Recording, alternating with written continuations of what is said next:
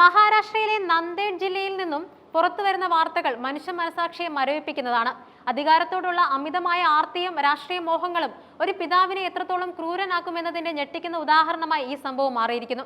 വരാനിരിക്കുന്ന പഞ്ചായത്ത് തെരഞ്ഞെടുപ്പിൽ മത്സരിക്കാനുള്ള യോഗ്യത നേടിക്കൊടുക്കുന്നതിനായി സ്വന്തം ചോരയിൽ പിറന്ന പിഞ്ചുമകളെ ക്രൂരമായി കൊലപ്പെടുത്തിയ പിതാവിനെ പോലീസ് അറസ്റ്റ് ചെയ്തു. നന്ദേഡ് ജില്ലയിലെ മുഖേദ് താലൂക്കിൽ ഉൾപ്പെട്ട കെരൂർ ഗ്രാമവാസിയായ പാണ്ഡുരംഗ് കൊണ്ടമംഗലെയാണ് തന്റെ ഇരട്ട പെൺമക്കളിൽ ഒരാളായ പ്രാച്ചിയെ തെലങ്കാനയിലെ നിസാമാബാദിൽ കൊണ്ടുപോയി കനാലിൽ മുക്കിക്കൊന്നത്.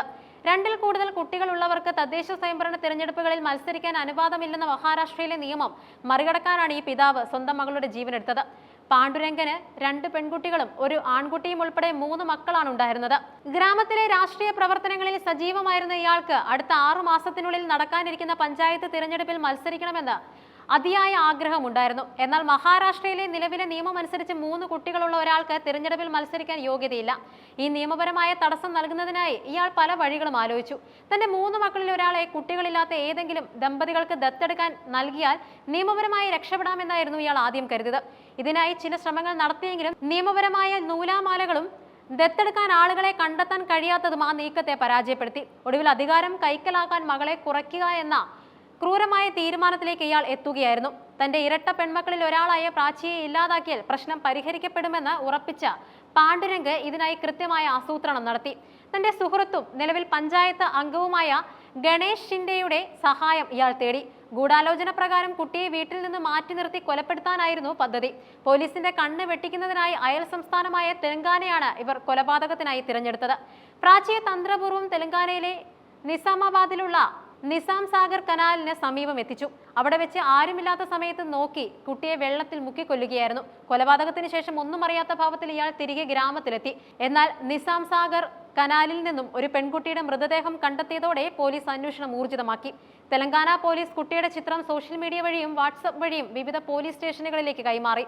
ഈ ചിത്രങ്ങൾ നിരീക്ഷിച്ച മഹാരാഷ്ട്രയിലെ മുഖേദ് താലൂക്കിലെ ഒരു പോലീസ് ഉദ്യോഗസ്ഥന് കുട്ടിയെക്കുറിച്ച് സംശയം തോന്നി. മരിച്ച പെൺകുട്ടി കെരൂർ ഗ്രാമത്തിലെ പാണ്ഡുരംഗിന്റെ മകളാണെന്ന് തിരിച്ചറിഞ്ഞതോടെ പോലീസ് ഇയാളെ വിളിപ്പിച്ചു. ചോദ്യം ചെയ്യലിന്റെ പ്രാരംഭഘട്ടത്തിൽ മകൾ എവിടെ പോയി എന്ന ചോദ്യത്തിന് പാണ്ഡുരംഗ് പരസ്പര വിരുദ്ധമായ മറുപടികളാണ് നൽകിയത്. കുട്ടി ബന്ധുവീട്ടിലാണെന്നും മറ്റും പറഞ്ഞ് ഒഴിഞ്ഞുമാറാൻ ശ്രമിച്ച ഇയാളുടെ പെരുമാറ്റത്തിൽ പോലീസിന് സംശയം വർദ്ധിച്ചു. തുടർന്ന് സൈബർ സെല്ലിന്റെ സഹായത്തോടെ പാണ്ഡുരംഗിന്റെ ഫോൺ രേഖകൾ പോലീസ് വിശദമായി പരിശോധിച്ചു. ഫോണിന്റെ ടവർ ലൊക്കേഷൻ പരിശോധിച്ചപ്പോൾ കൊലപാതകം നടന്ന ദിവസം ഇയാൾ തെലങ്കാനയിലെ നിസാമാബാദിൽ ഉണ്ടായിരുന്നതായി വ്യക്തമായി. ശാസ്ത്രീയ തെളിവുകൾ നിരത്തി പോലീസ് കടുത്ത ചോദ്യം ചെയ്യലിലേക്ക് കടന്നതോടെ പാണ്ഡുരംഗിനെ പിടിച്ചു നിൽക്കാനായില്ല. അധികാരത്തോടുള്ള തന്റെ ആർത്തിക്ക് മകൾ തടസ്സമായതിനാലാണ് അവളെ കൊലപ്പെടുത്തിയതെന്നും ഇയാൾ പൊട്ടിക്കരഞ്ഞുകൊണ്ട് സമ്മതിച്ചു. കൊലപാതകത്തിൽ നേരിട്ട് പങ്കുണ്ടായിരുന്ന ഗണേഷ് ഷിൻഡെയെയും പോലീസ് ഉടൻ തന്നെ കസ്റ്റഡിയിലെടുത്തു. പാണ്ഡുരംഗിനെ മത്സരിപ്പിക്കാൻ വഴിയൊരുക്കുന്നതിനായി ഷിൻഡെയാണ് എല്ലാ സഹായങ്ങളും ചെയ്തു കൊടുത്തതെന്നും പോലീസ് കണ്ടെത്തി. ഈ സംഭവം പുറത്തറിഞ്ഞതോടെ മഹാരാഷ്ട്രയിലും തെലങ്കാനയിലും വലിയ പ്രതിഷേധമാണ് ഉയരുന്നത്. ഒരു ജനപ്രതിനിധിയാകാൻ ആഗ്രഹിക്കുന്ന വ്യക്തി സ്വന്തം രക്തത്തിൽ പിറന്ന കുഞ്ഞിനെ ഇത്തരത്തിൽ കൊലപ്പെടുത്തുന്നത് രാഷ്ട്രീയ മൂല്യച്യുതിയുടെ ആഴം വ്യക്തമാക്കുന്നുവെന്നും സാമൂഹിക പ്രവർത്തകർ ചൂണ്ടിക്കാട്ടുന്നുണ്ട്. പഞ്ചായത്ത് തിരഞ്ഞെടുപ്പുകളിൽ ക്രിമിനൽ പശ്ചാത്തലമുള്ളവരും അധികാരഭ്രാന്തന്മാരും കടന്നുവരുന്നത് തടയാൻ കർശനമായ പരിശോധനകൾ വേണമെന്ന ആവശ്യവും ശക്തമായിട്ടുണ്ട്. നിലവിൽ പാണ്ഡുരംഗിനും ഗണേഷ് ഷിൻഡെക്കുമെതിരെ കൊലപാതകം, തെളിവ് നശിപ്പിക്കൽ, ഗൂഢാലോചന തുടങ്ങിയ വകുപ്പുകൾ പ്രകാരം പോലീസ് കേസെടുത്തിട്ടുണ്ട്.